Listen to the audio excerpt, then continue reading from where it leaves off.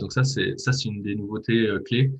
Euh, Habituellement, on a des outils de contrôle qui se font via les nomenclatures qui nous permettent de contrôler donc les hauteurs par rapport à la hauteur des ouvrages qu'on a choisis, donc d'une part, et d'autre part, si on respecte bien les limites d'utilisation du fabricant.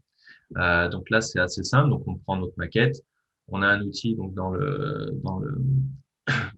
l'application Expert Plus, contrôle de hauteur. On va appliquer le contrôle et ça va nous mettre en valeur orange si c'est un problème plutôt d'ouvrage léger et rouge si on est vraiment en dehors des limites de fabrication ou les limites plutôt d'utilisation des produits.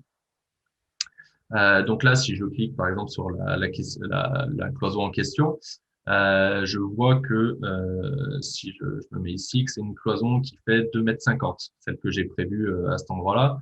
Or, ma hauteur non contrainte est bien à 2,60 ici. Ça veut dire que j'ai pas pris le bon ouvrage. Donc simplement, ce que je vais faire, c'est que je vais prendre celle qui est à 2,60. Là, ici, j'ai un peu la même problématique.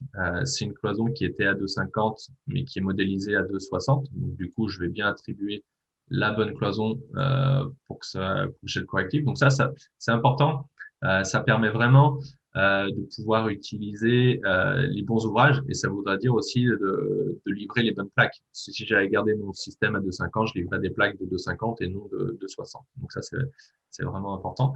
Derrière, j'ai ici, là, donc ça peut être aussi des mises en évidence de problèmes de modélisation. Donc là, simplement, bon, cette cloison a été mal modélisée, donc on la réaligne avec le reste.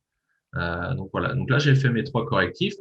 Je reviens dans mon bandeau, voilà, et je viens réappliquer un contrôle.